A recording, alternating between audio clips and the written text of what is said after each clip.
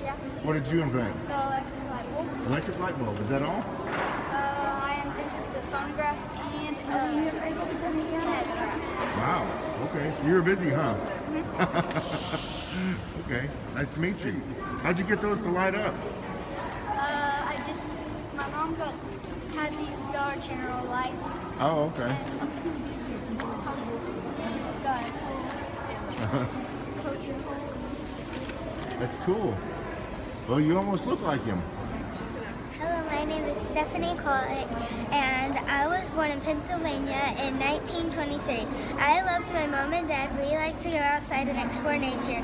When I was 10 years old, my dad died, but I think my interest in science came from my dad. How did you come up with the idea of Kevlar?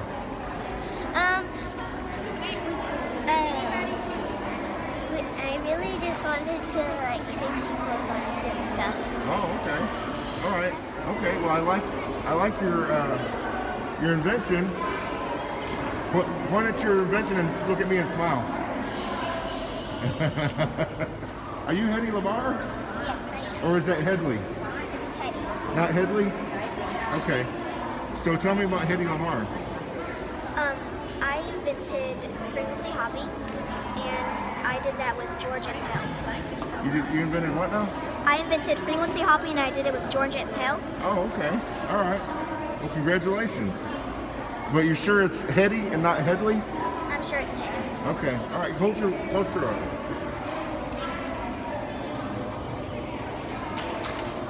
I'm Katherine Johnson, the mathematician from NASA. There was a movie put out about me, Hidden Figures, and a book, which I have it someplace, but I played a very important part in the Apollo creation and things that happened in NASA. Very brilliant in math. And so this is the book that has been put out, and then a movie in which I will say, if you haven't watched the movie, please take time to do so. In third grade at Mount Carmel Elementary School, in Miss McCann's reading class, we just finished up a unit in our reading series with advances in technology. And so the whole unit was designed and created around inventors and different scientists and people that have played a very important part in our society today. And so the idea came along that let's just create here, and let's have an Inventors Day here in third grade. And I will say, in my mind, I was thinking of just inventors such as Thomas Edison, Benjamin Franklin, Nancy Johnson, some people that we read about and people that they've learned about since kindergarten. So when they started bringing in the names of the inventors that they wanted to bring to life today, I was amazed because a lot of them were people that I didn't know of and I had never heard of. And so as they've been working on the reports and things we've been printing off and doing in class and at home, a lot of it was at home, I've learned a lot. And then just to walk in today and to be able to do this living museum and hear them share their life story with others is just amazing. It looked like you got a little choked up a couple of times. Well, if you know me, you know that I love what I do, and I'm thankful for the opportunity to do what I do. But when you set things in motion, or give an assignment to your students, and then you see it come to life, is very rewarding.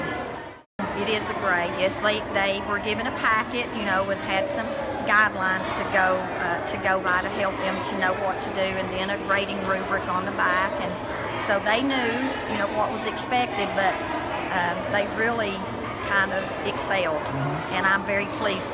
Even had some that created them, didn't want to do a poster board, and they did it through Google Slides and PowerPoints, and as you talked with Mr. Gates, and so. Bringing that technology, and it all ties it back around to that reading unit, advances in technology. Mr. Einstein here shared that, without him, maybe some of this stuff wouldn't be available in society today. And so that was gist of it, I guess, was to have them to tell how their inventions and their wisdom played a part in society today. But to me, to walk around and to listen to them share the information that they've learned, that I'm learning from them, and just to see that confidence that I see today that maybe I didn't see at the beginning of the year, but when they stand here and just present themselves, it just fills my heart. These are pretty impressive, aren't they? They are pretty impressive. From the Titanic to batteries to Albert Einstein to Bill Gates. Yeah. You know. Was there one or two stories in particular that kind of got you pretty good? The Titanic story from the student there. He has been working on this for a little over 2 weeks. Last Friday he brought in a Lego, a Titanic made from Legos, so we could test it to see if it would sink or float. And he's just been so enthused about that, very knowledgeable. And this morning when he was sharing with me, and I asked, did you have the opportunity to ride the ship? And he said, of course, Miss Johnson. And sadly, I went down with the ship. Oh, no. And that just, you know, that wasn't in his little note cards. That was just something that he had learned. He's read a book. And yeah. So you invented the Titanic. Yes, I did. But you didn't make it iceberg proof though, did you? No. Didn't foresee that, did you? I forgot to make it iceberg proof. did you ride on the Titanic? Yes, I did. I went down with the Titanic. You kind of went down with it, didn't you? Yes, I did. I know. I didn't survive. I died. Oh, well, I hate that.